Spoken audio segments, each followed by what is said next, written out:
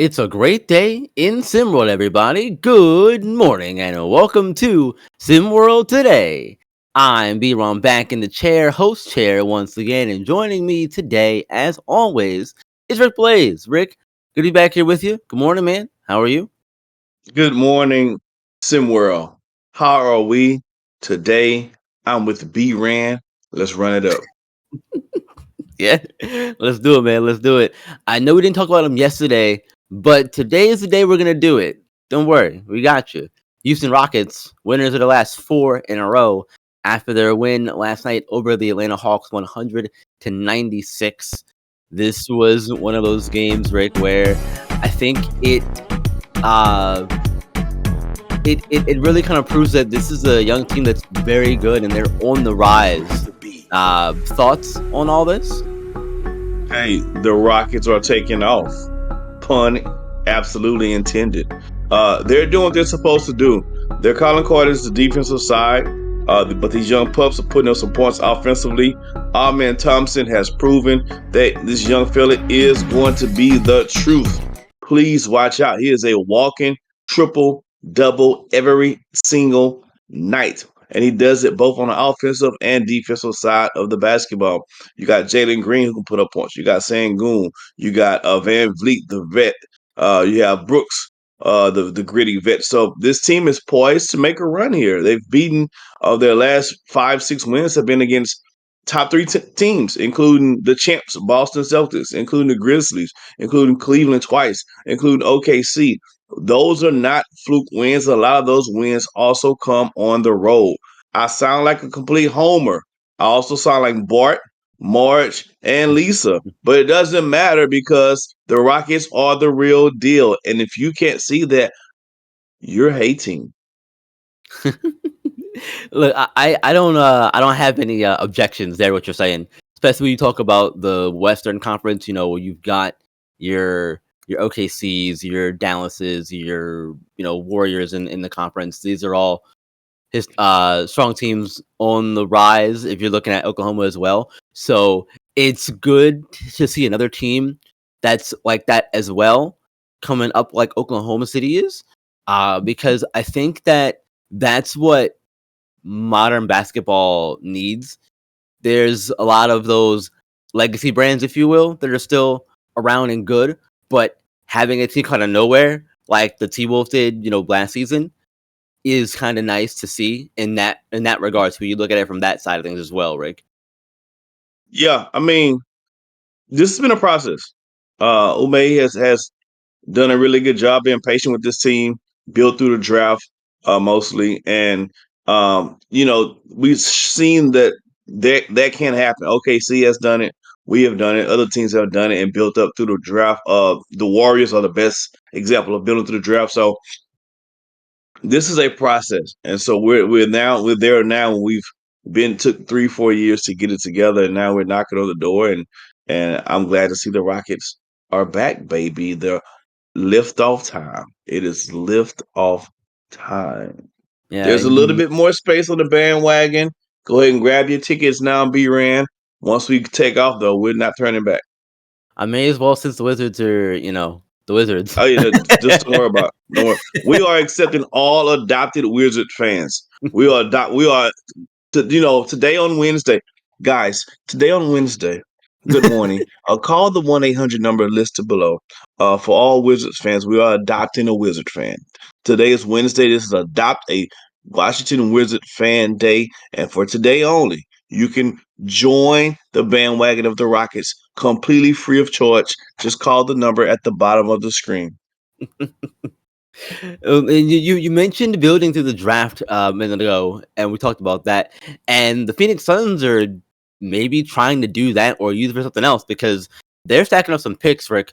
The Utah Jazz, or yes, the Utah Jazz accepted the Rockets or the Suns 2031 first round pick, and the Jazz gave them 3 first round picks right back.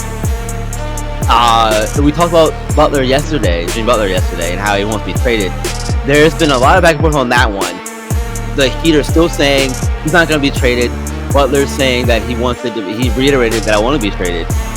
I don't know if this is a spot where the Suns even still have the ability to get a guy like Butler, but I want to focus on the pick aspect though for this particular. Getting all these picks from the Jazz for their one first round pick to get 3 back. That's wild to me, number one, but also I feel like you should use those picks and maybe not trade them to get a guy like a Butler. Personally, because I think building through the draft is going to be the way to go to get younger, to get cheaper if you want to go that route too. Yeah, I think what Phoenix is trying to do again, they're doing one or two things. It's going to swing either one way or the other in an extreme way. They either saying we're going to grab these picks because we're about to blow this whole thing up and start over again, or they're saying we're using these picks to gain leverage to get another player into our system, maybe Jimmy Butler. I think they're going to go with the latter. I don't see them blowing it up because you still have Devin Booker, you still have KD, so I don't see them just rebuilding with those two guys in their prime. So I believe they're using those picks to acquire a trade of somebody of some sorts to sweeten the deal. I have to believe that's the route that they're going. Um, so Phoenix is a win now in win now mode, and they're going to mortgage their future to grab somebody in. I don't think personally Jimmy Butler moves the needle for the team, but I don't really care what the Phoenix Suns do because I have no dog in the Phoenix Suns fight. So whatever they decide to do, I am cool with. Get the picks, don't get the picks, get the picks to us. I could care less. But the sun is setting or rising in Phoenix. I think it's more like setting than it is rising. And in that last bit you said is kind of why I'm of the mindset that you use those picks, especially when you look at some of the talent coming out of SimWorld U over the next couple of seasons. You got, Cooper Flag coming out next season. You've got this season guys like Jameson Johnson, Glory Tate. We'll talk about them in a minute. And Lamar and Sherwood, to name a few. And you look at third season down the road, you might be talking about, a guy like Justin Bell or Bernard James, for example. Just throwing out names there. There's a lot of talent in these next couple of 3 drafts that you could see come out that could make differences early in your program. So personally, I'm of the mind if you have those draft picks, use those picks. They might not pan out, sure, but that's a draft. That's the whole draft in general, right? You don't know what's gonna happen with those picks. Cooper Flag couldn't pan out for all we know. You know what I'm saying? So I think that's, in my opinion, what you do, and maybe you don't look at it as a blowing up of the team, but look at it as a way of trying to get some young talent in to help your current guys, your KDs and your Devin Bookers. Because I don't know how long KD's really gonna be around too. He's getting on up there in age too. Yeah, I mean, again, I think Phoenix is trying to win now. I don't think they're interested about no draft picks. I know players that's playing on the court, they could care less about that stuff. They care less Of course. about draft picks. The Yeah. GMs and the managers and the owners, that's who talking all that draft pick talk. The veterans and the guys on the court could care less about that, about who's coming in the next couple of years. They're trying to figure it out now with who they have now. And so for the players, they're like, yo, give me somebody that can help out now.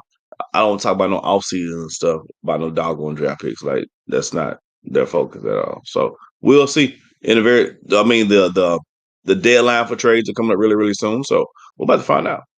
Yeah, we will see for sure. We will see for sure. Well, let's get in some SimWorld Utah because we had some games yesterday, Rick, and you mentioned it last night on your Blazing Takes. I told you so. That was very nice, by the way.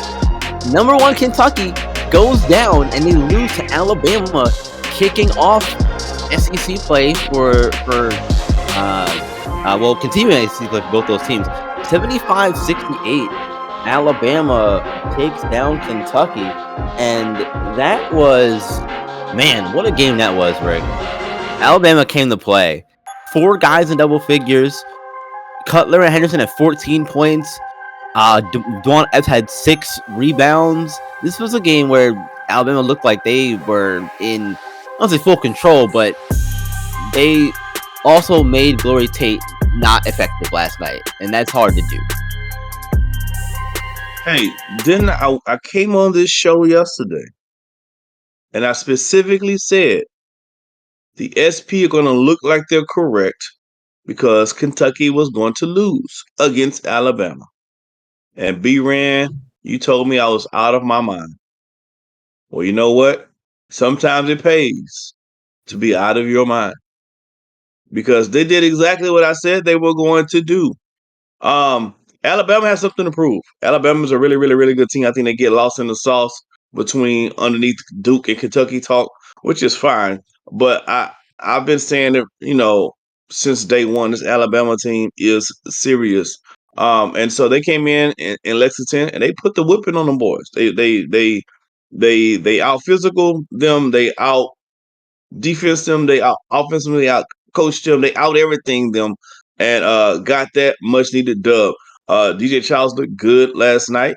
We talking about the ankle situation. I think the person who was guarding him yesterday now has an ankle problem too. The way he crossed him up and mixed him up on yesterday as well. So this Alabama team is dangerous. Their best player to me, who is still DJ Charles, hasn't had the best season. So can you imagine him coming down into this stretch run of conference play, getting rid of Hoops Theory? Can you imagine him kind of start getting his game back together along with Levin Cullen and a bunch of other guys that you just mentioned? This Alabama team is serious.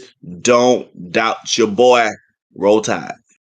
Well, see, and this is what we talk about, Rick. We talked about it all leading up to conference play. This is what it's all about. This is going to show who the contenders are, pretenders are, that sort of thing. Now, I don't think Kentucky falls too far. No. After the loss, they might, maybe 2-3 spots, but not too far. Because again, these are two top teams, and this game could have gone either way. And I think that's what you're going to see when you see these games between teams that are very close to each other in the top 25, especially the top teams. They're going to play each other really well. That's just what happened last night. It just so happened that Alabama was a better team last night. They're going to play again later on, I believe. But for last night, Alabama was the better team. And I think that this is just, again, one of those things where Alabama, they also, they lost to Auburn starting their conference season off. That's a very emotional game for them to have. Their first game back after a long layoff. I'm not using those as excuses. That's just facts of the matter. That's just facts of what happened. So when you go out like that to Auburn, this is a perfect bounce back game for Alabama, in my opinion. You keep that emotional high, and you use that fuel from your last game, bring it over into this one, and this is the result. Beautifully done from the Tide. Yeah. And the SEC is the toughest conference. So we're not taking nothing from Alabama. We're not taking anything from Kentucky. We're not taking anything from any one of those guys in the SEC because any one of those teams can be standing in the Final Four or in the last four standing in the hoops area. So SEC is tough. Great win for Alabama. Kentucky, they'll bounce back. Yeah, get down. Jameson Johnson is still the number one pick, no matter how you slice it. Look, you get down to the quad, you might see this matchup again, perhaps. Well, speaking of big games, there's a big game tonight. The SimWorld U game of the week between North Carolina and Duke. That's coming up at 6:30 p.m. Eastern time tonight. I'll be on the call for that one. Look out for that one. We're going to talk about that, though, here as well. Want to preview that game, actually, for us. So this game, Rick, predictions for this one tonight. Oh, now y'all want to highlight your boy about predictions again, huh? Here we go. Let's do it again. So let's just say from a hit, let's just get it out the way. From a historic standpoint, Carolina versus Duke is a huge game. You either pro Carolina if you're from the area, or you're pro Duke. You can't be nowhere split on this topic, on this situation. I like the Carolina team. They have a very young team, but they have a lot of really good young talent on this team. So when I talk about who's going to win tonight, my initial thought would be the Carolina, but not so fast. I like the veteran leadership of Duke. Not that many vets, but they got more vets on the team than Carolina does. I still like Cooper Flag. At the end of the day, it's about getting the bucket, and I don't think Carolina has anyone who could stop Cooper Flag consistently enough.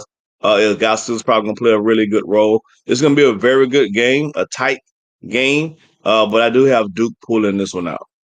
But let me say this: once Carolina loses tonight to Duke, I expect them to go on a major run after this. I think this is the last little game of Carolina's way before they hit stride.